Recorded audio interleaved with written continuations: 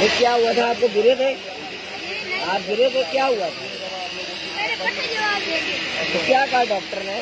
Doctor کے پاس کوئی علاج ہی نہیں تھا، اس نے جواب دے دیا. بابا پھر مجھے یہاں لے آئے. تو پھر کیا ہوا؟ کربلا میں ہوا؟ جی کربلا. کیا ہوا؟ پھر میر صاحب نے میرے سر پہ ہاتھ رکھا، انہوں نے دعا دی. تب ہم جا رہے تھے حرم میں، تو پھر میں بابا انہوں نے مجھے پکڑ کے کھڑا کیا. وہ آپ کے بابا ہیں؟ انکل ہے. اچھا. انہوں نے مجھے کھڑا کیا، لیکن میں نے کہا میں 1 منٹ کے لیے کھڑا ہوں گا، اس سے زیادہ نہیں ہوں گا.